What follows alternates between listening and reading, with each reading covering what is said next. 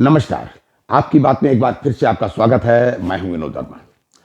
कुछ ताजी बातें आपसे, कुछ घटनाओं के मामले में, और जो बैंकिंग का अमेंडमेंट बिल अभी पास हुआ है ताजा, उसमें सीनियर सिटीजन के मामले में क्या प्राविधान है वो मैं आपसे शेयर करूंगा। तो सबसे पहले तो जो घटना, क्या जो दुर्घटनाएं अभी हुई हैं, आप उसको दुर्घटनाएं मानिए भाई साहब जी।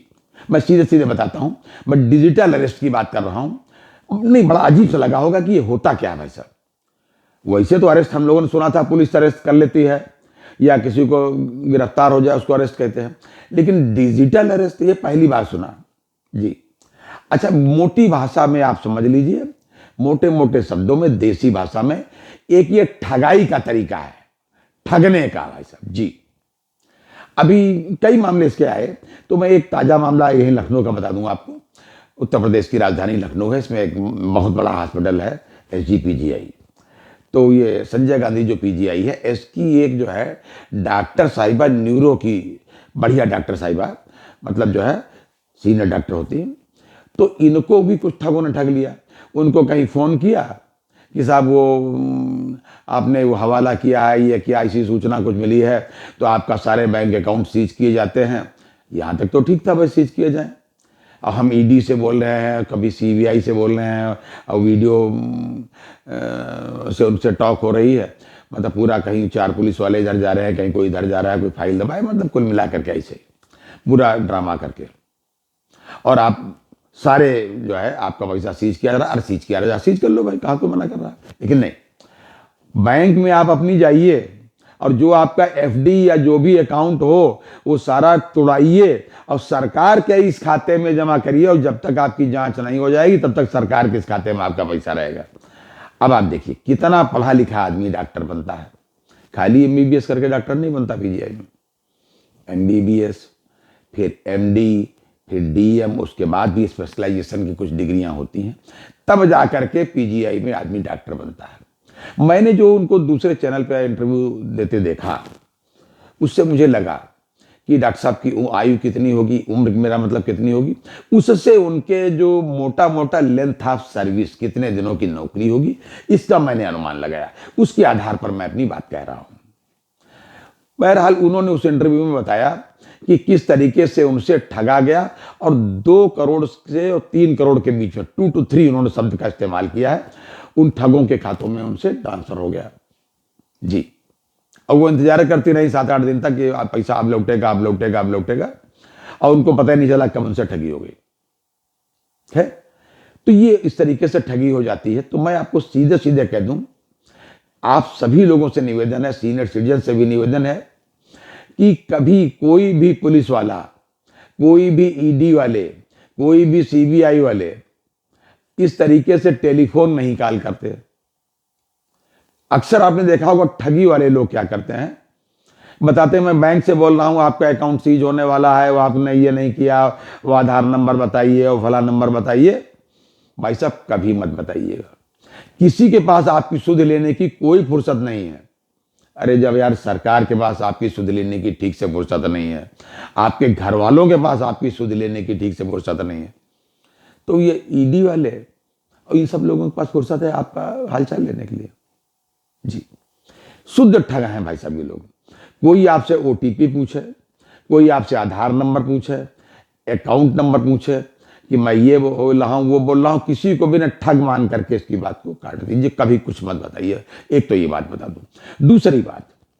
दूसरी बात मैं ये बता दूं कि अभी जो अमेंडमेंट बिल पास हुआ बैंकिंग का, उसके अंतर्गत ये है कि अभी तक आप अपने बैंक के खातों में एक नामिनी रख सकते थे, किसी भी खाते में, चाहे बचत खाता, RD, FD, करंट, कुछ भी हो। अब उसमें ये सुविधा दे दी गई कि एक खाते में आप 4 नामिनी क्रमशः रख सकते हैं, 1, 2, 3, 4। अगर पहले नामिनी की मृत्यु हो जाए तो दूसरा जाके ला सकता है, दूसरा मर जाए तो तीसरा, या चारों जीवित हो तो चारों एक साथ जाके ला सकते हैं पैसा बैंक से।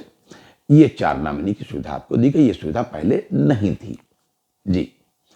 अब मैं ये एक चीज और क्लियर कर दूं, इस मामले में कुछ कभी कभी कंफ्यूजन होते हैं, ये शिक्षा के अभाव में, हालांकि बैंक वाले अपने बताते समय, लेकिन इसके बावजूद जो है अभी बहुत से लोगों को ये बात नहीं पता।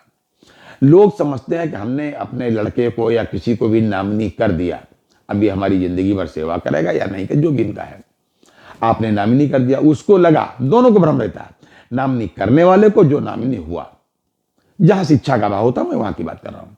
जिसने नामिनी किया उसने लगा कि इसने अपना वसीयतनामा इनके नाम कर दिया, और जो नामिनी बन गया उसको लगा कि हम तो मालिक हो गए इस खाते के। तो उन्होंने, पता चला अगर कोई सीनियर सिटीजन ने इसको ऐसा किया तो पता चला सेवा करना ही बंद कर दिया, चाय पानी भी बंद कर दिया, कि क्या करना, अब तो हम मालिक हो गए, या अच्छा व्यवहार करना बंद कर दिया। तो मैं आपको सीधे सीधे बता दूं, सभी सीनियर सिटीजन इसको सुन लें और बाकी अन्य लोग भी समझ लें इसको, कि जिसको भी आप नामिनी करते हैं वो इसका खाते का मालिक नहीं हो जाता। वो केवल डाकिया या पोस्टमैन का काम करता है। बैंक को यह अधिकार होता है कि उस नामिनी को वो पेमेंट कर दे, और नामिनी को ये दायित्व होता है, जिम्मेदारी होती है कि वो पेमेंट वहां से बैंक से लाए, और जो भी उसके कानूनी उत्तराधिकारी हैं सबको ईमानदारी से बराबर बराबर बांटे। ये उसका काम है। ये नहीं कि अपने घर में रख ले कि हम सब मालिक हो गए। एक चीज और, अगर आपको कभी लगे कि जिसको मैंने नामिनी बनाया है उस आदमी ने तो भैया उसका रवैया बदल गया, तो आप तत्काल प्रभाव से बैंक से संपर्क करें और वहां जाकर के उसका नाम हटवा दीजिए, कोई और नामिनी रख लें जिसको आप ठीक समझें। ठीक, तो एक तो ये स्पष्ट बात समझ लीजिए।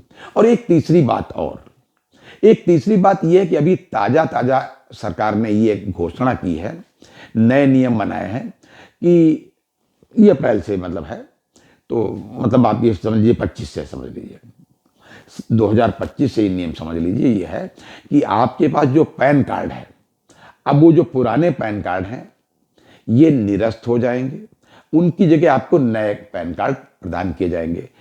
उसमें लगभग सूचना सब वही रहेगी, पैन कार्ड का नंबर भी वही रहेगा, सब आपका आता पता सब वही रहेगा, जो भी लिखा है उसमें वही रहेगा। केवल उसमें एक क्यूआर कोड और ऐड कर दिया जाएगा, जो आपके सभी ट्रांजैक्शन मतलब लेन देन को सरकार तक पहुंचाएगा।